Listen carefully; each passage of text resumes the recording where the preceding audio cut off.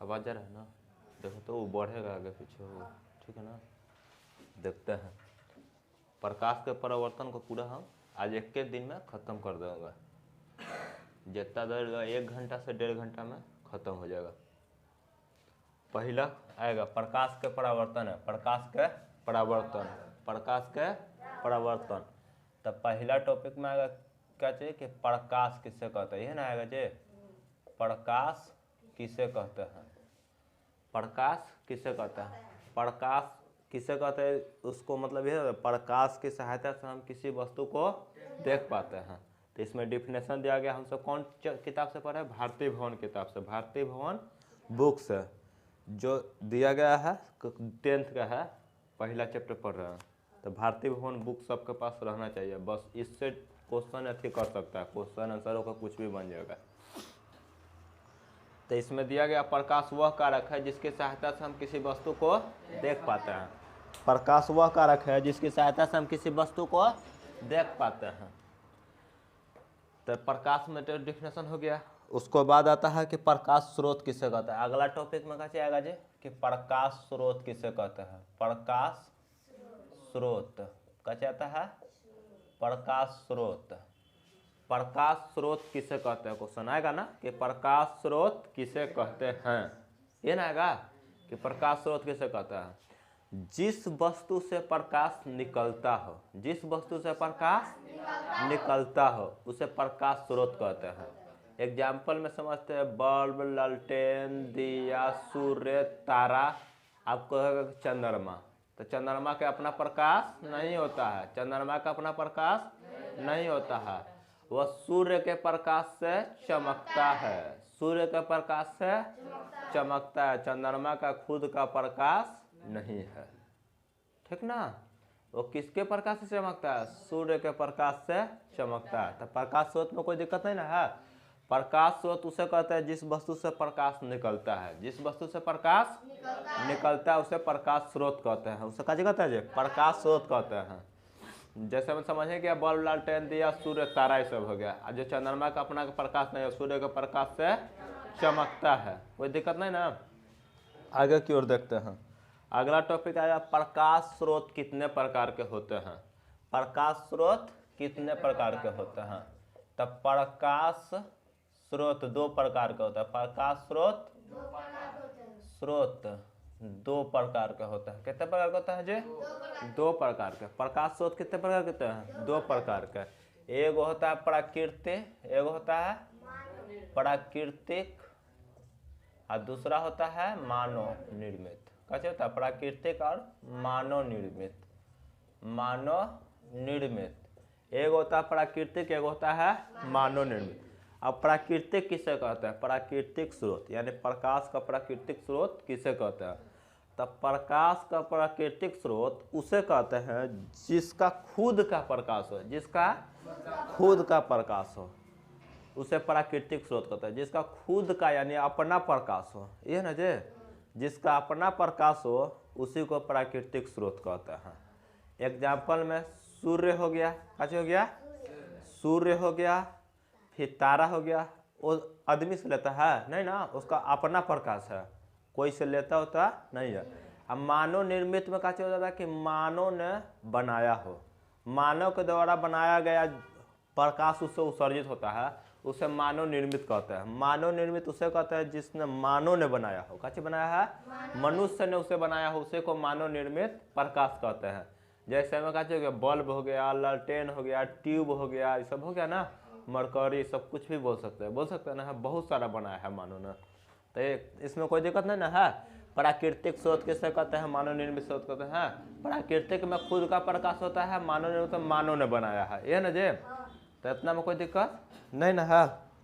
अब अगला टॉपिक पर क्या चाहेगा, प्रकाश का चीज है, प्रकाश एक प्रकार का ऊर्जा है, प्रकाश एक प्रकार का चीज है, ऊर्जा है, प्रकाश एक प्रकार का ऊर्जा है। तो कोई दिक्कत नहीं ना है, प्रकाश एक प्रकार का क्या है जे, ऊर्जा है। अब उसको बात समझते हैं, प्रकाश एक प्रकार का मेन टॉपिक है, बहुत बार ऑब्जेक्टिव है, प्रकाश क्या है, तो एक प्रकार का ऊर्जा है, इसको बारे में जानना बहुत इंपॉर्टेंट है। तो कैसे, ऊर्जा का मतलब क्या चाहता है, गर्मी, यानी प्रकाश से गर्मी मिलता है कि नहीं, जो भी गर्मी मिले। अब उजलका बल्ब उससे कम वोल्टेज मिलता है कि नहीं। लेकिन वह ललका लाल वाला बल्ब जलता है 100 वाट के, तो उससे ज़्यादा गर्मी मिलता है। हीटर ये सब जलता है तो उससे लाल तप्त जैसा नहीं होता, वो सब भी एक तरह से लाइट ही करता है ना, तो उससे हमको क्या चीज मिलता है, गर्मी मिलता है। तो यानी प्रकाश एक प्रकार का कह सकते हैं कि ऊर्जा है। प्रकाश एक प्रकार का चीज है, ऊर्जा है, याद रहेगा ना। अब आगे देखते हैं। अब है प्रदीप्त और अप्रदीप्त। अब क्या है, प्रदीप्त और अप्रदीप्त। एगो है प्रदीप्त, क्या है प्रदीप्त। अब प्रदीप्त किससे कहते हैं, जिस वस्तु से प्रकाश उत्सर्जित होता है, जिस वस्तु से प्रकाश उत्सर्जित होता है उसे प्रदीप्त कहते हैं। जिस वस्तु से प्रकाश उत्सर्जित होता है उसे क्या कहता है जे, प्रदीप्त। तो इहो में चलेगा सूर्य तारा ये सब हो गया, बल्ब लालटेन दिया ये सब हो गया। अब आ जाएगा अप्रदीप्त, क्या आ जाएगा अप्रदीप्त। अप्रदीप्त क्या आएगा जे, अप्रदीप्त किसे कहते हैं, अप्रदीप्त किसे कहते हैं, तो यही ना आएगा जे। तो अप्रदीप्त, एगो था प्रदीप्त, एगो है अप्रदीप्त। अप्रदीप्त उसे कहते हैं जिस वस्तु से प्रकाश उत्सर्जित नहीं होता है। अप्रदीप्त उसे कहते हैं जिस वस्तु से प्रकाश उत्सर्जित नहीं होता है। कोई दिक्कत नहीं ना। अप्रदीप्त उसे कहते हैं जो कोई भी वस्तु से प्रकाश उत्सर्जित, जैसे में हो गया ईटा पत्थर कुछ भी बोल सकते हैं ना जी। तो अप्रदीप्त में कोई दिक्कत ना। आगे दिया कि आगे रहता है कि चांद का अपना प्रकाश नहीं था, सूर्य के प्रकाश से चमकता है, ये ना हम सब जाने हैं जे। अब दिया गया है परकिरणन किसे कहते हैं। काची क्वेश्चन आएगा, परकिरणन। क्या आएगा, परकिरणन। परकिरणन के बारे में देखते हैं कि परकिरणन किसे कहते हैं। क्वेश्चन ये ना आएगा जे, परकिरणन। जब प्रकाश में छोटे छोटे धूलकण नजर आता है, जब खिड़की से देखना प्रकाश आता है तो उसमें छोटा छोटा का धूलकण घूमते रहता है ना, तो वही को हम उसी को हम क्या कहते हैं, परकिरणन। जब सूर्य का प्रकाश में छोटे छोटे धूलकण राउंड करते यानी घूमते रहता है, घूर्णन करते रहता है, उसी को क्या कहते हैं, परकिरणन कहते हैं। उसे क्या कहते हैं, परकिरणन। यानी सूर्य के प्रकाश सबसे ज्यादा परकिरणन हमको सबको देखने को कहाँ मिलेगा, जंगल में मिलेगा। कहाँ मिलेगा, क्या कि जंगल में बहुत सारा पेड़ है, उससे सूर्य आता किरण उसको नजर आएगा, तो उसमें बहुत सारा किरण आएगा, तो उससे ज्यादा धूलकण यानी परकिरणन ज्यादा नजर आएगा कि नहीं। अब है कि खिड़की जो आएगा, खिड़की यानी जंगला ये सब हो गया ना, उससे आता है प्रकाश का किरण आता है ना, तो उसमें देखना धूलकण उड़ता है, तो उसी को क्या कहते हैं, परकिरणन। तो परकिरणन में दिक्कत है ना, परकिरणन किसे कहता है, जब सूर्य के प्रकाश में धूलकण उड़ते रहता है उसी को परकिरणन कहते हैं। कोई दिक्कत ना। अब प्रकाश के किरण। अब किरण किसे कहते हैं, प्रकाश के किरण। किरण के बारे में देख लेते हैं, ठीक ना। एक सरल रेखा में चलने वाले प्रकाश को किरण कहते हैं। एक सरल रेखा में चलने वाले प्रकाश को किरण कहते हैं। चाहे एक सरल रेखा में चलता है, एकदम सीधी रेखा। प्रकाश हमेशा कौन रेखा में चलता है, सीधी रेखा में। प्रकाश हमेशा कौन सी रेखा में चलता है, सीधी रेखा में, यानी सरल रेखा में। एक सरल रेखा में चलने वाले प्रकाश को किरण कहते हैं।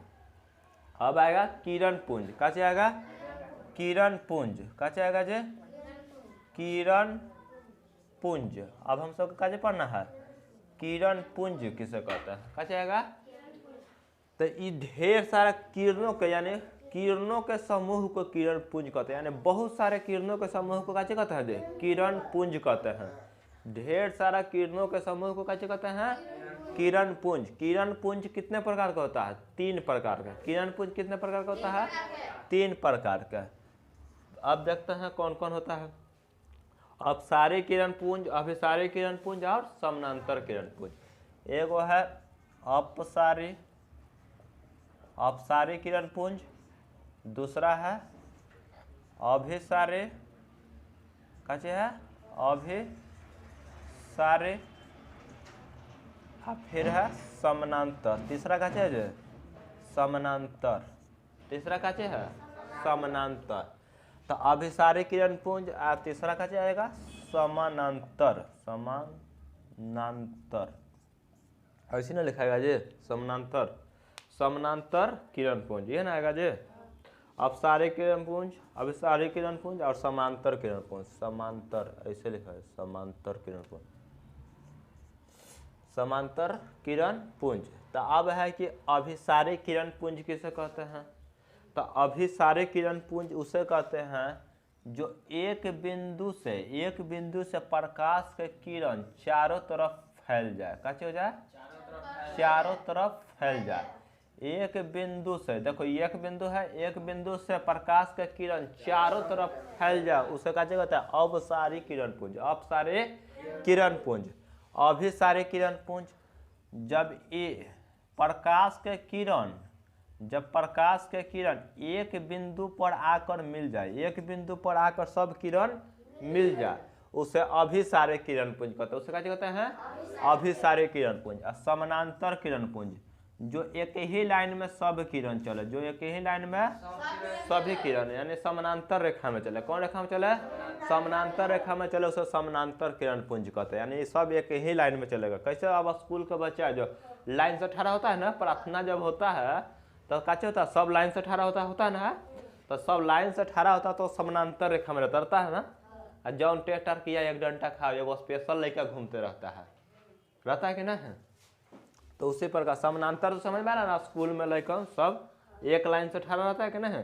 दो तीन गो ढेर सारा बड़का लाइन नहीं लगाएगा जी, ढेर सारा बच्चा तो थोड़ा 10 गो के एगो लाइन लगा, फिर 10 गो के एगो लाइन लगेगा, और में एगो लड़का का डंटा लेकर घूमे ला कि कौन ज़्यादा टेढ़ कर रहा है, उसको मारो एक आध डंटा, सोच हो जाएगा ना, तो तू पिटाएगा फिर।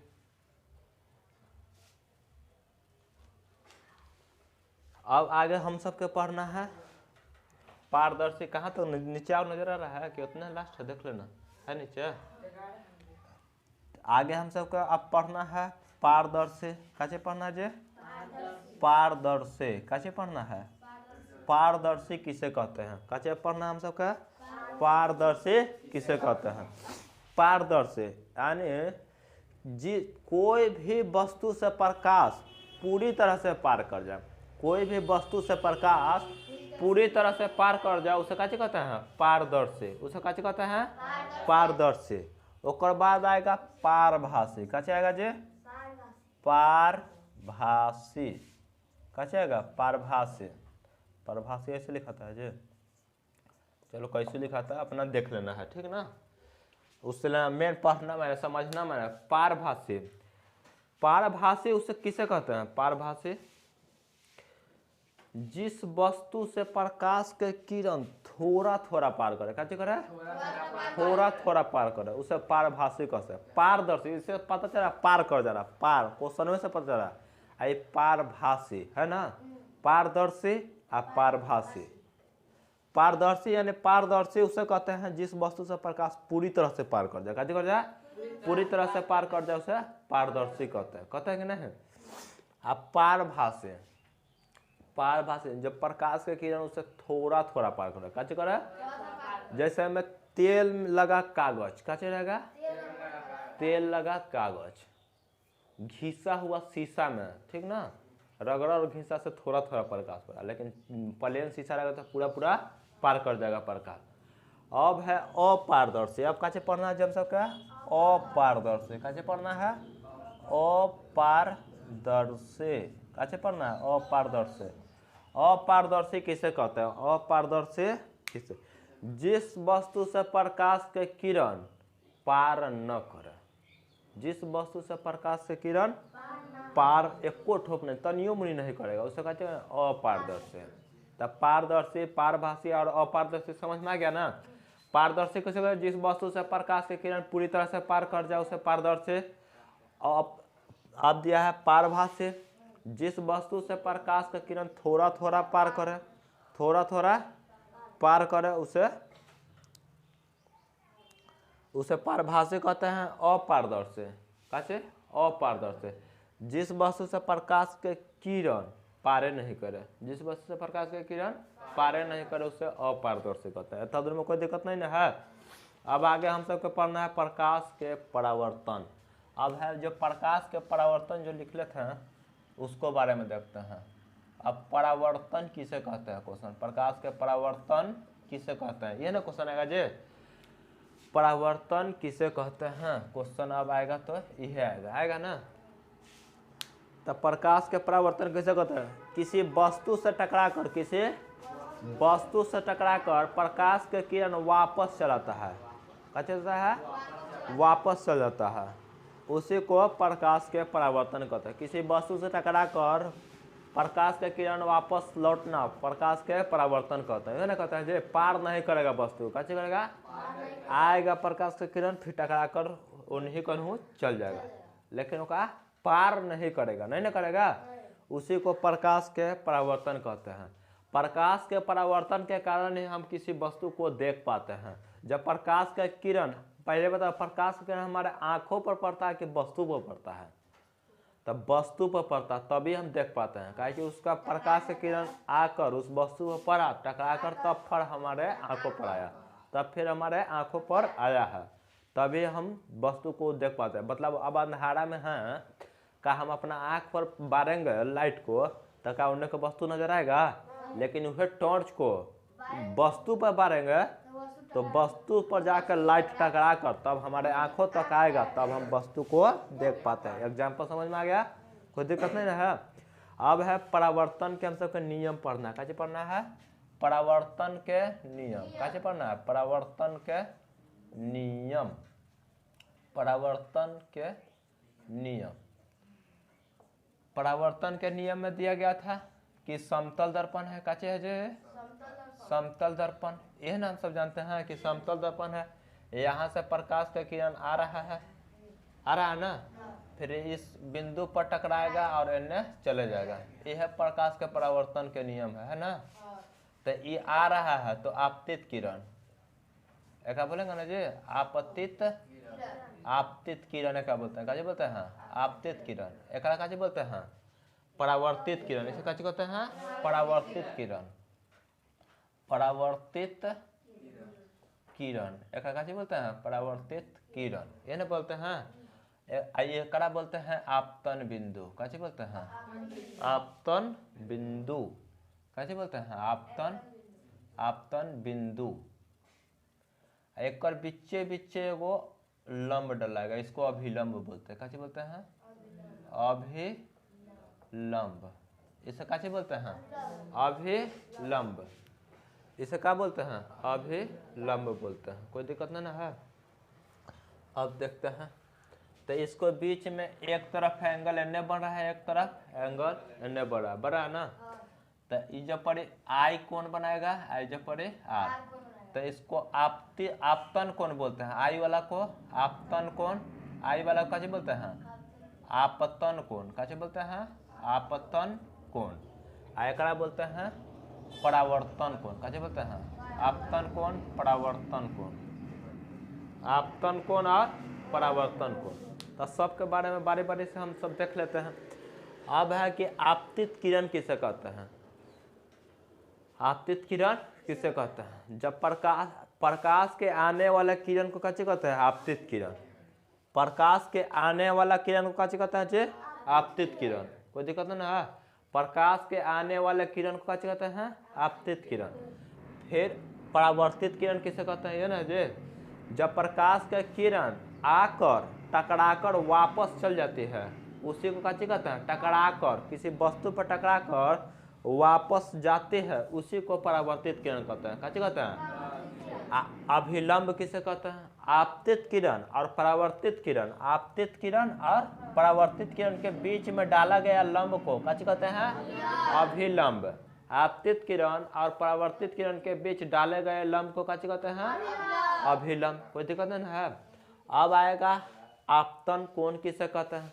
तो आपतित किरण और अभिलंब के बीच के कोण को आपतन कोण कहते हैं। आपतित किरण और अभिलंब के बीच के कोण को कैसे कहते हैं? आपतन कोण। अब है परावर्तन कोण किसे कहते हैं? अब कैसे है? परावर्तन कोण। अभिलंब और परावर्तित किरण के बीच के कोण को कैसे कहते हैं? परावर्तन कोण। अभिलंब और परावर्तित किरण के बीच के कोण कैसे कहते हैं? परावर्तित किरण को बीच के कोण परावर्तन कोण कहते हैं ना जी। आई तो बात आपतन बिंदु किसे कहते हैं? आपतित किरण, परावर्तित किरण तथा अभिलंब तीनों एक ही बिंदु पर पड़ता है, उसी को आपतन बिंदु कहते हैं। कहते हैं ना, आपतित किरण परावर्तित किरण और अभिलंब तीनों एक ही बिंदु पर होता है, तीनों एक ही बिंदु पर होता है, उसे आपतन बिंदु कहते हैं। उसे क्या कहते हैं जे? आपतन बिंदु कहते हैं। कोई दिक्कत काम ना है जे? परावर्तन के नियम क्या कहता है? परावर्तन के कितने नियम है जी? 2 नियम। परावर्तन के नियम 2 गो नियम है। क्या गो नियम है? 2 नियम। क्या नियम? तब पहला नियम, आपतित किरण, परावर्तित किरण तथा विलंब तीनों एक ही समतल पर होता है ना? है आपतित किरण, परावर्तित किरण तथा विलंब तीनों एक ही समतल पर होता है। याद रहेगा ना? आपतित किरण, परावर्तित किरण तथा विलंब तीनों एक ही समतल पर होता है। दूसरा नियम, आपतन कोण बराबर परावर्तन कोण। आपतन कोण बराबर परावर्तन कोण, यानी एंगल आई बराबर एंगल आर। एंगल आई बराबर एंगल आर। इतना में कोई दिक्कत नहीं ना है? आगे में दिया गया है। अब क्वेश्चन पूछा जाता है कि सूर्य का प्रकाश पृथ्वी तक आने में कितना समय लगता है? तो 8 मिनट 20 सेकेंड। सूर्य का प्रकाश पृथ्वी तक आने में कितना समय लगता है जी? 8 मिनट 20 सेकेंड। यह ना लगता है जी? ललटेन हो गया चाहे दिया हो, तेल से जलता है ना, तो वह तेल ऊपर की ओर चढ़ता है। आखिर चढ़ता है तब ना जलता है। तो ललटेन या दिया में तेल ऊपर की ओर चढ़ता है, वो कौन क्रिया के कारण चढ़ता है? तो केशिकत्व क्रिया के कारण चढ़ता है। कौन क्रिया के कारण तेल ऊपर चढ़ता है? केशिकत्व क्रिया के कारण चढ़ता है। कोई दिक्कत अगर में नहीं ना है? आगे की ओर देखेंगे। मान लो कि अभी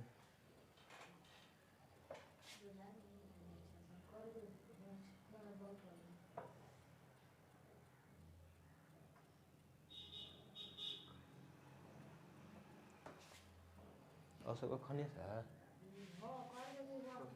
वही 19 के बाद से होने आते हैं तो ठीक होता है, रहने से खाना होने आते हैं तो जैसे लेकर माता को अच्छा लग रहा है।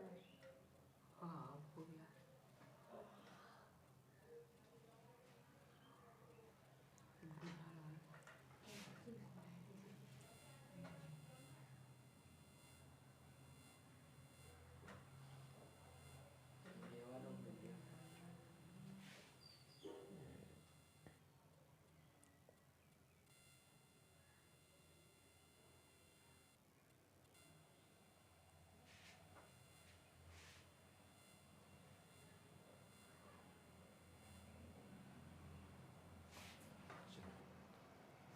कहीं फोन उन आ जाएगा तो फिर देखते हैं।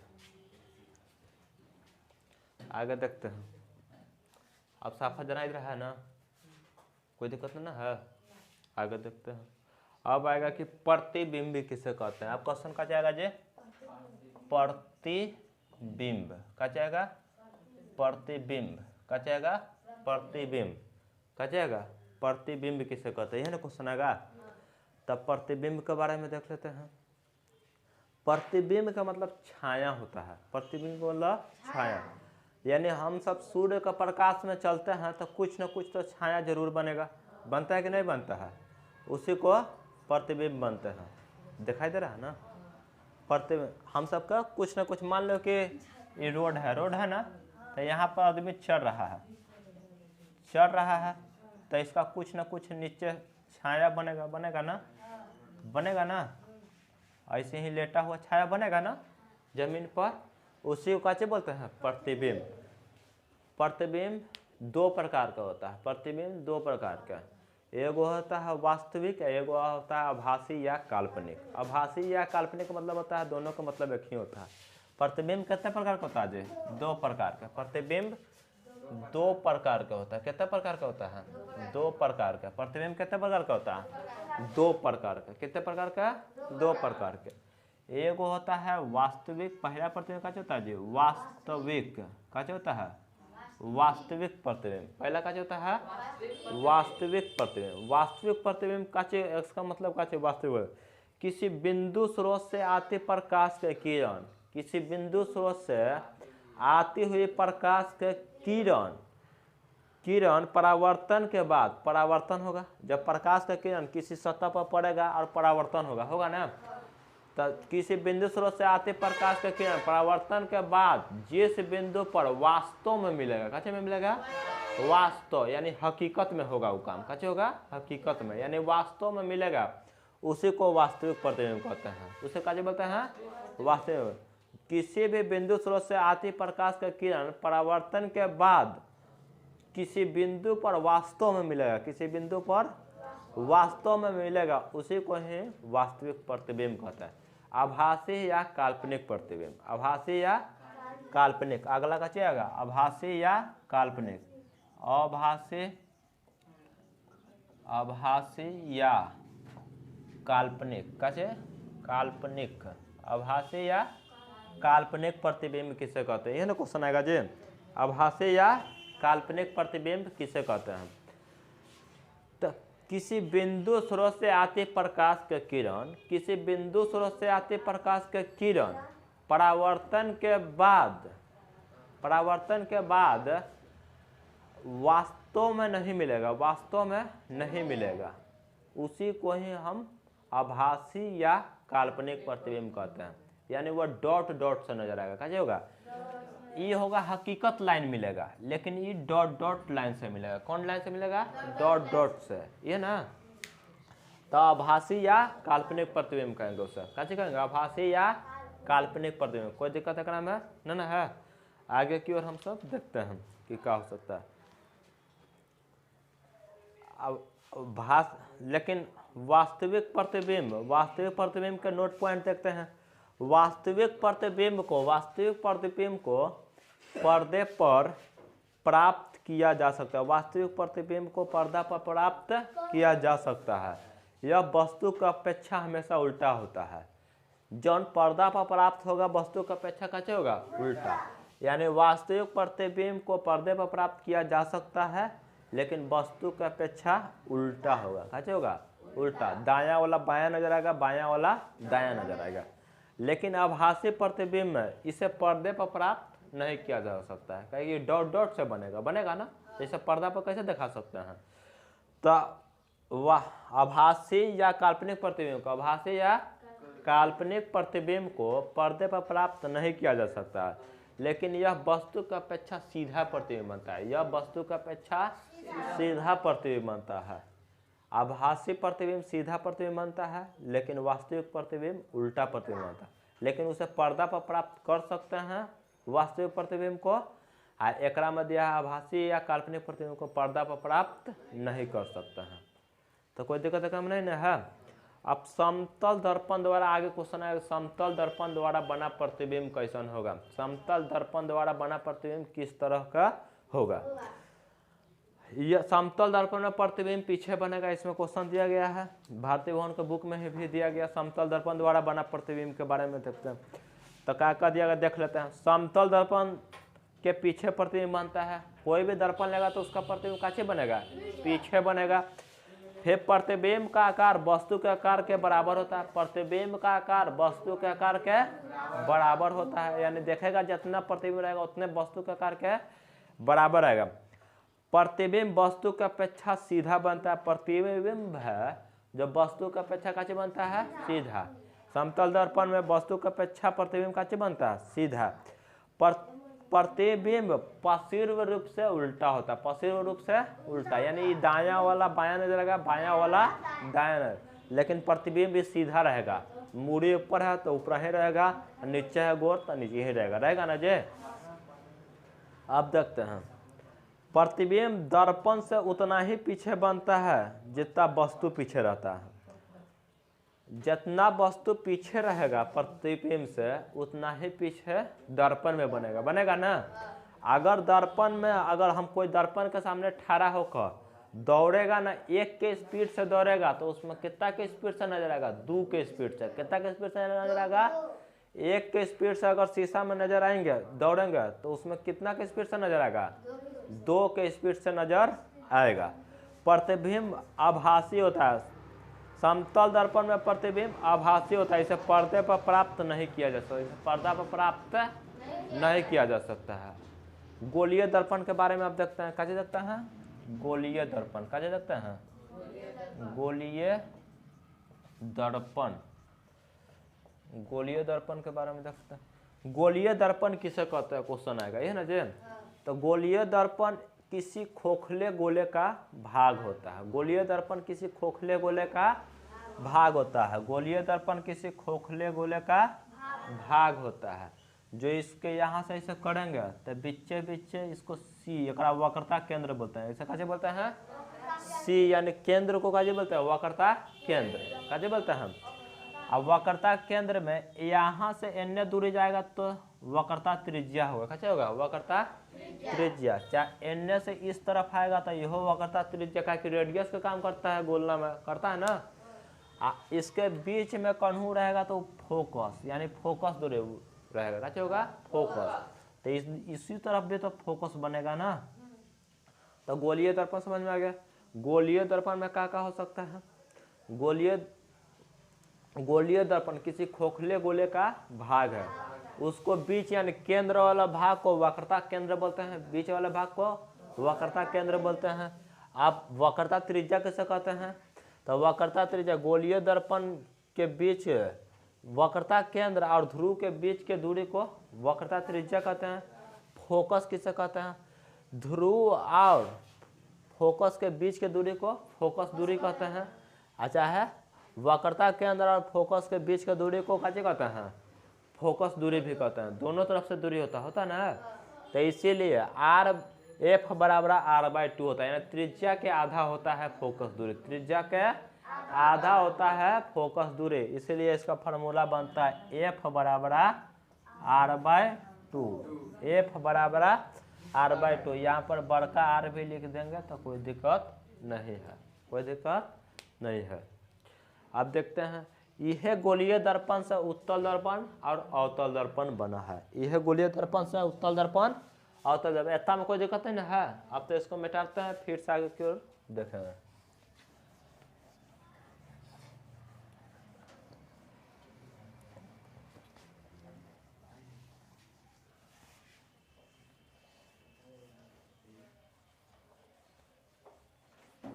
एक घंटा का वीडियो होगा तो देखना चाहिए, ठीक ना।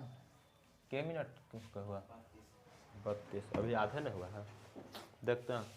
अभी गोलीय दर्पण से ही इसको समझ लेते हैं। गोलीय दर्पण है ना। तो इसको अगर बीचे बीचे में टार दिया जाए, बीचे बीचे में टारेंगे तो दो भाग में ही बटा के नहीं बता। तो एक तरफ इन्हें उठल है, एक तरफ धंसल है। इसे ऐसे देख रहे हैं, हाँ? तो कैसे होगा? एन से उठल है, एन से धंसल है ना। खाते हैं कौन हाथ से? दोनों हाथ में से। दायां हाथ से खाते हैं तो रंगैया करेंगे दायां हाथ तरफ, कने रंगेगा दायां तरफ। तेनहू दायां तरफ न रंगेंगे जी। तो देखो एन से उठल है ना, है ना। कैसे है? उठल है। तो उठल है तो उत्तल हो गया। कैसे हो गया? उत्तल। कैसे हो गया? उत्तल। उठल है तो उत्तल, उठल है तो उत्तल। एगो जब उत्तल हो ही गया तो एगो तो अवतल हो ही जाएगा। आ धंसल है तो अवतल। आ दर्पण चैप्टर पढ़ रहे हैं तो दर्पण लगा देंगे। तो एगो उत्तल दर्पण, एगो अवतल दर्पण। तो अंतर तो अपने आप ही यहाँ से दे देगा ना जी, अंतर जब पूछेगा तो उत्तल दर्पण किसे कहते हैं? क्वेश्चन, जिसका भाग उठा हुआ है, जिसका भाग उठा हुआ है, जिसका भाग उठा हुआ है उत्तल दर्पण। जिसका भाग उठा हुआ है उत्तल दर्पण। अवतल दर्पण, जिसका भाग धंसा हुआ है अवतल दर्पण। याद रहेगा ना, जिसका भाग धंसा हुआ है अवतल दर्पण, कोई दिक्कत।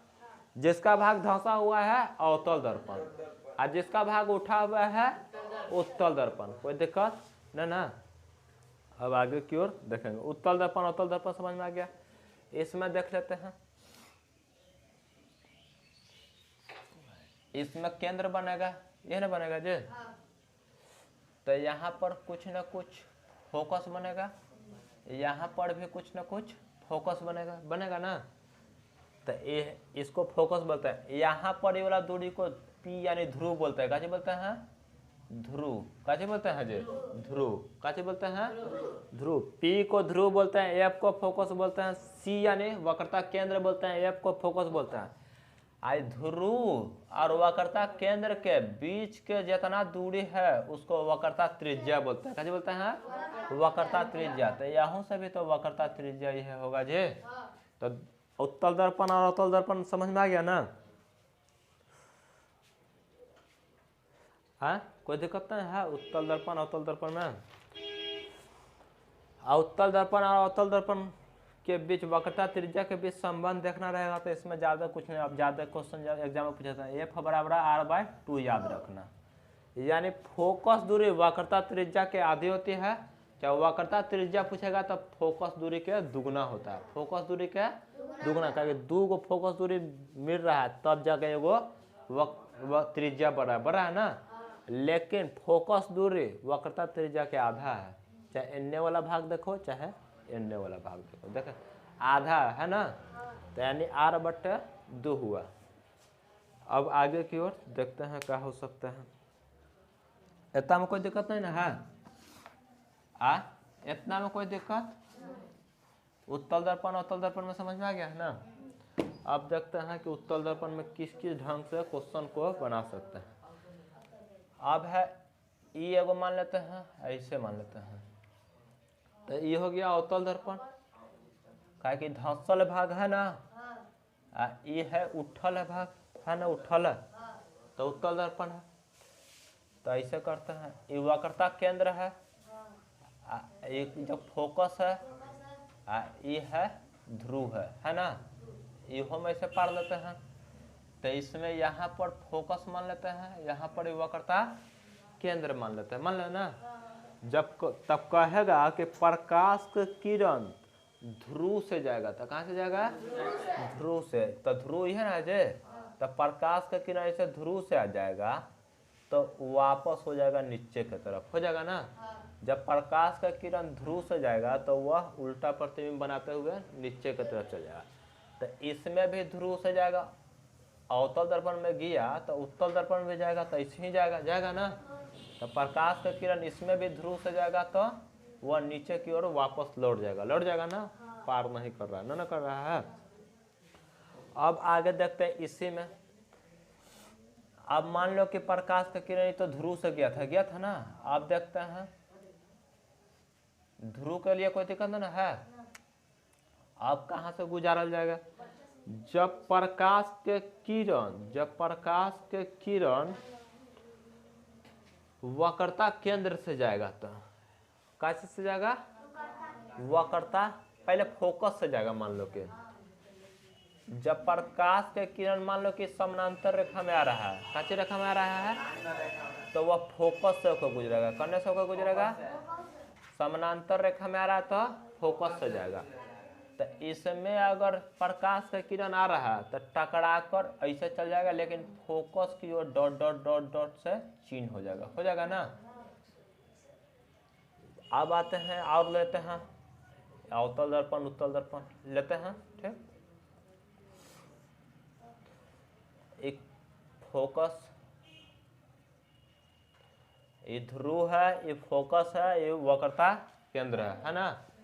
ये फोकस है, वक्रता केंद्र है, ये ध्रुव है ना। अब है कि प्रकाश का किरण फोकस से आएगा, तो प्रकाश का किरण फोकस से आएगा तो वह समानांतर रेखा में चल जाएगा ना।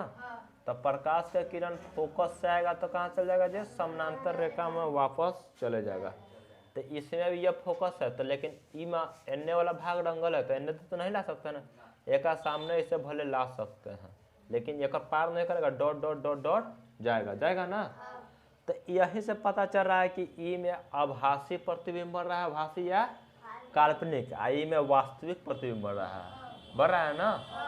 यानी अवतल दर्पण में वास्तविक प्रतिबिंब बनता है, उत्तल दर्पण में आभासी प्रतिबिंब बनता है। समझ में आ गया ना? इस जगह से प्रतिबिंब देखने के लिए रहेगा तो। लेकिन प्रकाश का किरण यहाँ से आया और टकरा कर फिर अन्य चल जाएगा ये, लेकिन फोकस लगेगा कि आ रहा है। कहाँ से आ रहा है? फोकस से आ रहा है। आगे की ओर अब देखते हैं अवतल दर्पण और उत्तल दर्पण फिर से लिए हैं। ऐसे ले लिए ना। अब ऐसे एक पाइप आ रहा है, फिर इसमें भी ऐसे पाइप पर लेते हैं। ई वाला ध्रुव है ना, ई वाला ध्रुव, ई वाला फोकस, ई वाला वक्रता केंद्र है ना। फोकस, ई ध्रुव, ये फोकस, ये वक्रता केंद्र मान लिए, मान के चलेंगे, काहे कि तो हकीकत तो है ना, चाप स्केल पेंसिल है नहीं कि उसको हम कर सकते हैं। अब कहेगा कि प्रकाश के किरण वक्रता केंद्र से जाएगा, कहाँ से जाएगा, तो वक्रता केंद्र यह है ना, तो इसको अवलंबन, तो प्रकाश का किरण कौन से जा रहा है, वक्रता केंद्र से जा रहा है ना। तो जब प्रकाश का किरण वक्रता केंद्र से जाएगा तो वक्रता केंद्र के तरफ ही वापस लौट जाएगा। जब प्रकाश का किरण वक्रता केंद्र से गुजरेगा तो कहाँ की तरफ जाएगा, फिर वक्रता केंद्र से वापस लौट जाएगा। ये अवतल दर्पण में था ना। अब उत्तल दर्पण में देखते हैं वक्रता केंद्र की तरफ से जब प्रकाश के किरण वक्रता केंद्र से लाएंगे तो डॉट डॉट से ओकर आगे चिन्ह देंगे ना। तो जब प्रकाश के किरण वक्रता केंद्र से लाएंगे भेजेंगे तो वक्रता केंद्र की तरफ वापस लौट जाएगा ना। तब बता में कोई दिक्कत नहीं ना है। तो अब प्रकाश के किरण कौन ढंग से आ रहा है तो कौन चल जा रहा है, पता चल जा रहा है ना। जब प्रकाश के किरण समानांतर रेखा में आएगा तो फोकस की ओर जाएगा, अवतल दर्पण हो चाहे उत्तल दर्पण। जब प्रकाश के किरण फोकस से गुजारेंगे तो वो समानांतर रेखा में चल जाएगा, अवतल दर्पण हो चाहे उत्तल दर्पण। जब प्रकाश के किरण वक्रता केंद्र से गुजारेंगे तो वह वक्रता केंद्र की तरफ वापस लौट जाएगा, वक्रता केंद्र की तरफ वापस लौट जाएगा, कोई दिक्कत नहीं ना है। इसमें ही पता चल रहा है, इसमें कन्हू डॉट डॉट अवतल दर्पण में नजर आ रहा है नहीं ना। तो इसमें वास्तविक प्रतिबिंब बढ़ रहा है, इसमें आभासी प्रतिबिंब बढ़ रहा है ना।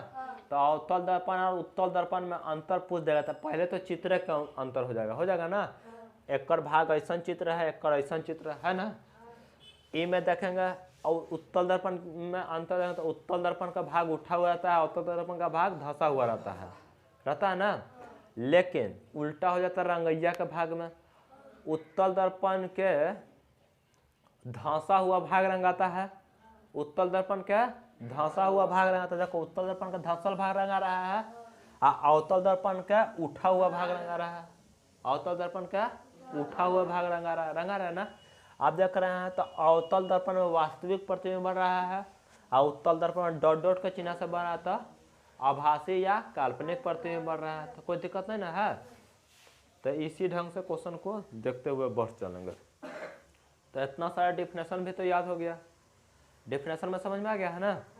अब देखते हैं, अब आता है दर्पण के जो रंगल भाग है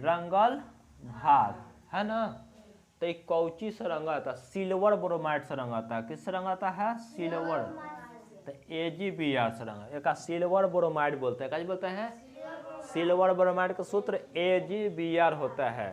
तो दर्पण के पीछे जो कलई किया रहता है यानी रंगल रहता है तब हम अपने चेहरा को देख पाते हैं। जो रंगल नहीं रहेगा तो ई पट्टी से ऊपट्टी तो प्रकाश पारे कर जाएगा ना, तो हम देख ही नहीं पाएंगे। तो पीछे वाला भाग को रंगल रहता है शीशा के भाग को, तब हमारे दर्पण हो जाता है ना। तब हम उस पर अपना चेहरा या प्रतिबिंब को देख पाते हैं। तो उस जो रंगे हुए भाग को क्या कहते हैं, सिल्वर ब्रोमाइड कहते हैं। सिल्वर ब्रोमाइड, रंगे हुए भाग को कैसे कहते हैं, सिल्वर ब्रोमाइड, जिसका सूत्र होता है AgBr, जिसका सूत्र होता है AgBr, जिसका सूत्र होता है AgBr। कोई दिक्कत नहीं ना, मिटा दो ना। अब आगे देखते हैं, बहुत इम्पोर्टेंट है, वो समझना बहुत इम्पोर्टेंट है। समझ गया तो बहुत हल्का है, नहीं तो भारी है। ऐसे तो एकदम आसान ढंग से बताए हैं, एकदम आसान। बारी बारी से उत्तल दर्पण बनाने से कोई फायदा है नहीं, समझना मायने रखता है। तो अवतल दर्पण में देखते हैं प्रतिबिंब किस ढंग से बनेगा। कौन दर्पण देख रहे हैं जी, अवतल दर्पण। कौन दर्पण, अवतल दर्पण। तो अवतल दर्पण का भाग नहीं वाला रंगाएगा, काहे कि जाने तक खाते हैं उन्हीं देने रंगेगा जी। तब यहाँ से ऐसे करते हैं, पाई पारे ना। तो एकरा काची बोलते हैं, ध्रुव बोलते हैं। ध्रुव को P से सूचित करते हैं। यहाँ पर कुछ न कुछ वक्रता केंद्र है ना, जरा काची बोलते हैं, वक्रता केंद्र को C बोलते हैं। एक बीच में F बनेगा ना, फोकस। यहाँ पर अनंत दूरी पर कोई है, काची है, यहाँ अनंत पर प्रतिबिंब बढ़ है, अनंत पर प्रतिबिंब है। तो यहाँ पर प्रतिबिंब है ना। अनंत और वक्रता केंद्र में भी कहेगा कि प्रतिबिंब रखेंगे तो क्या होगा, फिर वक्रता केंद्र पर रखेंगे तो क्या होगा, वक्रता केंद्र और फोकस के बीच में प्रतिबिंब को रखेंगे तो क्या होगा, फिर फोकस पर रखेंगे तो प्रतिबिंब तो क्या होगा, और जब फोकस और ध्रुव के बीच में प्रतिबिंब रखेंगे तो क्या होगा, यह ना पूछेगा जी। पहले अनंत पर रखेंगे प्रतिबिंब तो क्या होगा, फिर अनंत और वक्रता केंद्र के बीच में रहेगा प्रतिबिंब तो क्या होगा, फिर वक्रता केंद्र पर रहेगा तो प्रतिबिंब का कैसन बनेगा, फिर वक्रता केंद्र और फोकस के बीच में रहेगा तो प्रतिबिंब कैसन कैसन बनेगा, फिर फोकस पर रहेगा तो कैसन प्रतिबिंब बनेगा, फोकस और ध्रुव के बीच में रहेगा तो प्रतिबिंब कैसन बनेगा, यह नहीं जानेंगे जी हम सब। तो अब देखते हैं, तो यहाँ से जब स्टार्ट हुआ है तो यहीं से चलेगा, तो इसमें उल्टा की ओर बढ़ते चलते हैं।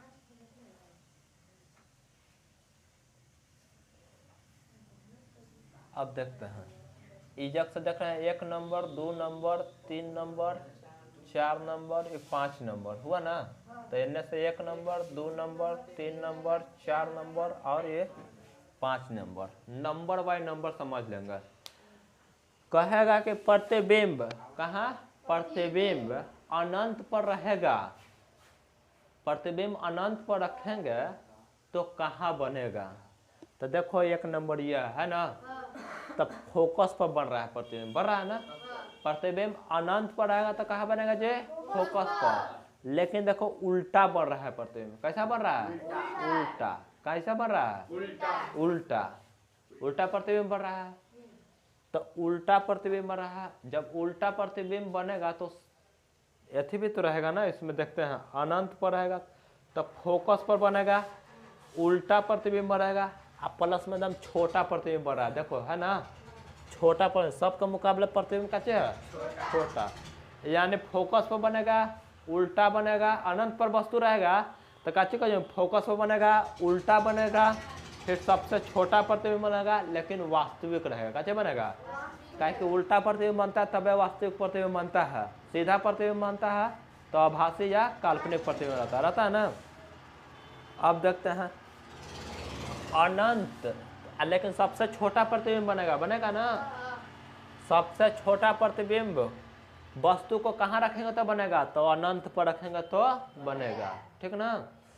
फिर देखते हैं, अब दिया गया है अनंत और वक्रता केंद्र के बीच वस्तु रखल है ना, अनंत और वक्रता केंद्र के बीच वस्तु को रखते हैं, तो अनंत और वक्रता केंद्र के बीच वस्तु रखेंगे तो देखो वक्रता केंद्र और फोकस के बीच में प्रतिबिंब बन रहा है, वक्रता केंद्र और फोकस के बीच में प्रतिबिंब, लेकिन उल्टा बन रहा है, उल्टा बन रहा है ना जी, वास्तविक प्रतिबिंब बन रहा है, जब उल्टा बन गया तो वास्तविक प्रतिबिंब बन रहा है, छोटा प्रतिबिंब है, कैसे है, सबसे छोटा तो फोकस पर बना है, उसके बाद भी छोटे प्रतिबिंब है ना, छोटा प्रतिबिंब बन रहा है, कोई दिक्कत नहीं ना है।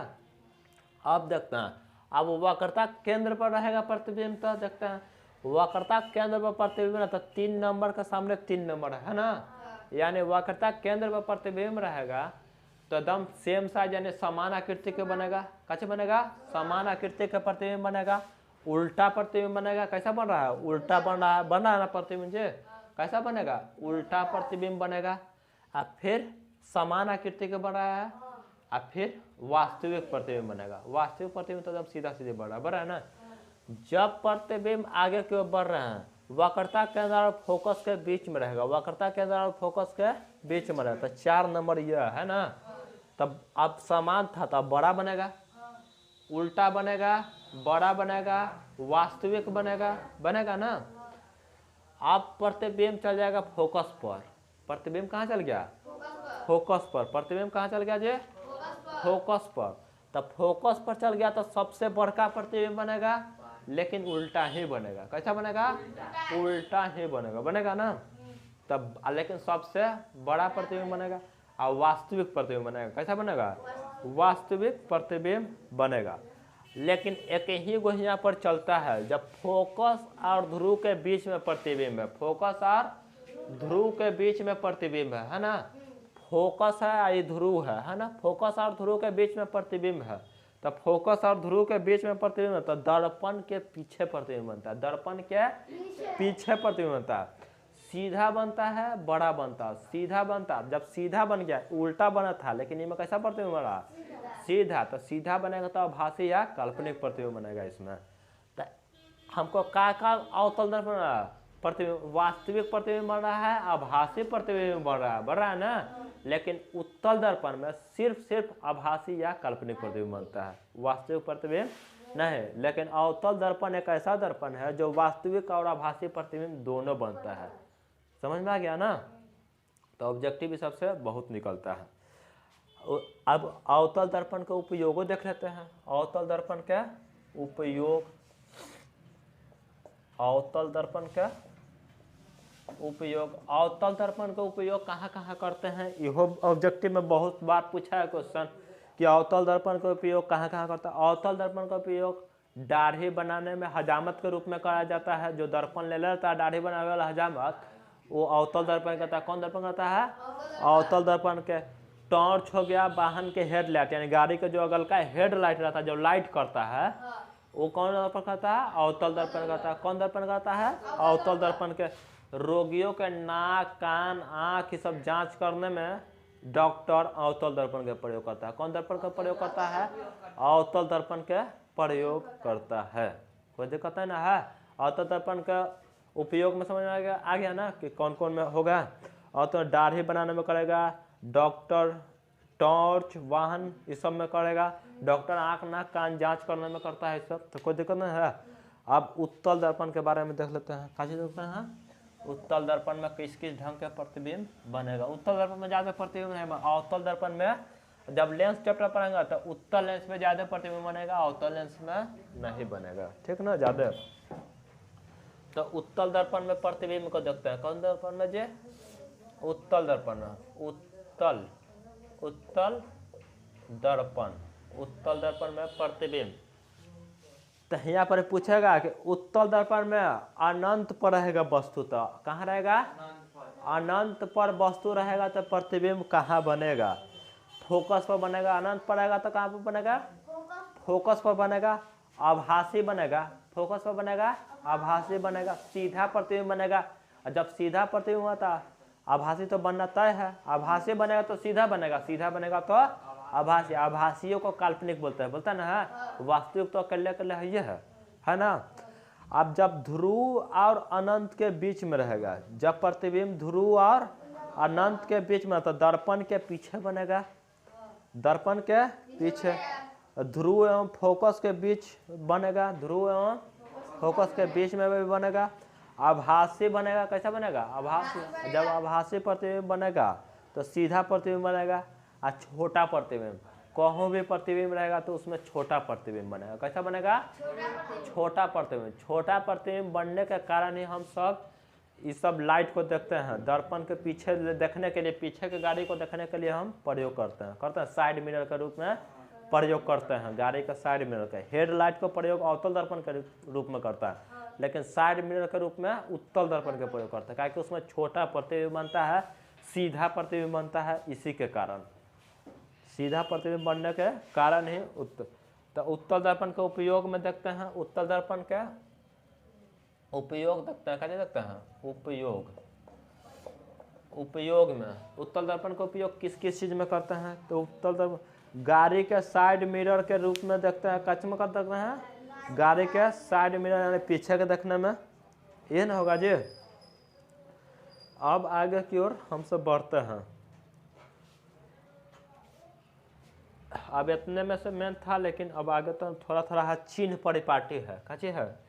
चिन्ह परिपाटी। उत्तल दर्पण होकर चाहे अवतल दर्पण होकर, उत्तल दर्पण और अवतल दर्पण के चिन्ह परिपाटी देख लेते हैं। तो ऐसे जब पाई पढ़ेंगे ना, पढ़ेंगे तो ये वाई वाला एक्सिस है तो ये वाई डैश है, ये एक्स है तो ये एक्स डैश है ना। तो यहाँ पर मूल बिंदु होता है। एन की ओर बढ़ेंगे तो सब प्लस में रहेगा। काची में रहेगा जी? सब प्लस में। एन की ओर बढ़ेंगे तो सब काची में रहेगा? माइनस में। ऊपर की ओर बढ़ेंगे तो सब प्लस में रहेगा, नीचे की ओर बढ़ेंगे तो सब माइनस में रहेगा ना। तो उत्तल दर्पण अवतल दर्पण मतलब अब ऐसे जब पाइप पर है, एगो ऐसे पाइप पर है ना, तो ये वाला देखो, खाए वाला भाग तरफ रंगना है कि नहीं रंगना है?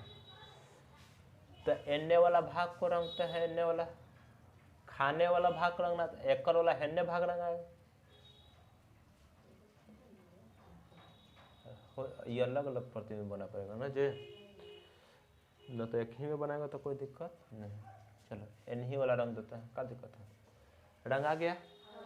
देखो एन्ने से देख रहे हैं तो ये धंसल है भाग है ना, और ई वाला प्रतिबिंब का उठल है, तो ई वाला अवतल दर्पण हो गया ना, और ई वाला उत्तल हो गया, उत्तल हो गया ना। तो देखो यहाँ पर वक्रता केंद्र है, यहाँ पर फोकस है ना, एक बीच के दूरी आर है। एन्ने में आते हैं, आएंगे ना, तो एन्ने में यहाँ पर मान लेते हैं वक्रता केंद्र है, फोकस है, एक बीच के दूरी आर है ना। तो अवतल दर्पण में देख रहे हैं कि फोकस दूरी और वक्रता त्रिज्या ऋणात्मक है। देखो सब एन्ने माइनस रहता है ना, तो वक्रता त्रिज्या और फोकस दूरी ऋणात्मक है। अवतल दर्पण में वक्रता त्रिज्या और फोकस दूरी ऋणात्मक होता है, लेकिन इन्हें आते हैं उत्तल दर्पण में, तो उत्तल दर्पण में फोकस दूरी और वक्रता त्रिज्या धनात्मक होता है, यानी प्लस में होता है। कथी में होता है, प्लस में। ये में चिन्ह परिपाटी यह देखना है, ठीक है ना। चिन्ह परिपाटी में कोई दिक्कत नहीं ना है, हमेशा के लिए फोकस दूरी होगा है चाहे वक्रता त्रिज्या होगा वह ऋणात्मक होगा, कैसे होगा, ऋणात्मक। लेकिन उत्तल दर्पण में फोकस दूरी होगा चाहे वक्रता त्रिज्या होगा धनात्मक होगा, कैसे होगा, धनात्मक। कोई दिक्कत नहीं ना है। अब आगे की ओर देखते हैं। अब दर्पण सूत्र फार्मूला में याद रखना, दर्पण सूत्र फार्मूला ही ज्यादा एग्जाम में पूछता है, ज्यादा माथा पेची कर से कोई फायदा है नहीं। दर्पण सूत्र फार्मूला देख लेते हैं, क्या कि बहुत बार ऑब्जेक्टिव में डायरेक्ट पूछता है दर्पण सूत्र फार्मूला, कैसे पता है, दर्पण सूत्र फार्मूला। तो दर्पण सूत्र फार्मूला होता है 1/v प्लस 1/u बराबर 1/f दर्पण सूत्र फार्मूला है। लेकिन अब सबके मतलब का चीज भी के का नाम है, यू के क्या नाम है, एफ के नाम का है, सब जानना जरूरी ना। तो भी को बोलते हैं क्या बोलते हैं, अब देखते हैं। भी को बोलते हैं प्रतिबिंब दूरी, कैसे बोलते हैं, प्रतिबिंब के दूरी, प्रतिबिंब दूरी। ये होता है वस्तु के दूरी, कहाँ होता है, वस्तु दूरी। एक मतलब क्या समझ में आ रहा है, ये है कि कोई दर्पण में प्रतिबिंब के अंदर कितना दूरी पर बढ़ रहा है, ये है वस्तु दूरी, यानी दर्पण के कितना दूरी पर वस्तु रखल है, यह ना। ये है फोकस। इसे एक से तो बहुते बार पढ़ रहे हैं कि फोकस दूरी कहाँ पर एक फोकस बनेगा ना जी। प्रतिबिंब कहाँ पर रहेगा, वस्तु कहाँ पर रहेगा, तो फोकस पर कहाँ बनेगा, फोकस होकर कहाँ पर बनेगा, ये ना, फोकस पर बनेगा कि केंद्र पर बनेगा, कहाँ बनेगा, तो वस्तु के ऊपर डिपेंड करेगा कि नहीं। अब है लास्ट हम सबके आवर्धन पढ़ना है, कैसे पढ़ना है, आवर्धन लास्ट दम है, बच गया। आवर्धन कैसे पढ़ना है, आवर्धन में फॉर्मूला होता है -v/u। तो अब के यहाँ देखें ये प्रतिबिंब दूरी ये वस्तु दूरी है ना। तो एक अब डिफिनेशन अपने आप दे देगा, प्रतिबिंब की दूरी बटे वस्तु, प्रतिबिंब दूरी और वस्तु दूरी के अनुपात को आवर्धन कहते हैं। प्रतिबिंब और वस्तु के अनुपात को कैसे बोलते हैं, आवर्धन कहते हैं। आवर्धन को m से सूचित करता है, छोटके m से, किससे सूचित करता है, तो m बड़ा फार्मूला था -v/u। तो प्रतिबिंब के ऊंचाई और वस्तु के ऊंचाई के अनुपात को आवर्धन कहते हैं। प्रतिबिंब के ऊंचाई और वस्तु के ऊंचाई के अनुपात को आवर्धन कहते हैं। कोई दिक्कत है ना है, चैप्टर खत्म हो गया, इतने लास्ट है। हम अगर कोई PDF कोई को भी चाहिए तो मोबाइल नंबर में रहेगा ना, मोबाइल नंबर पर इतना पर 87 89 85 0234 इतना पर व्हाट्सएप कर सकता है PDF के लिए। व्हाट्सएप पर कॉल कर सकता है, ठीक है ना। व्हाट्सएप पर मैसेज करके PDF क्लास का अगर चैनल का नाम है का चाहिए हाई-फाई क्लासेज 2 है, हाई-फाई क्लासेज 2, ये ना जे चैनल का नाम का चाहिए है hi fi classes 2 by Nitish sir. इतना डालेगा तो हो जाएगा ना। अब आगे की ओर देखते हैं, चलो देखते हैं। यह कोचिंग से रिकॉर्ड हुआ है ऊपर की ओर।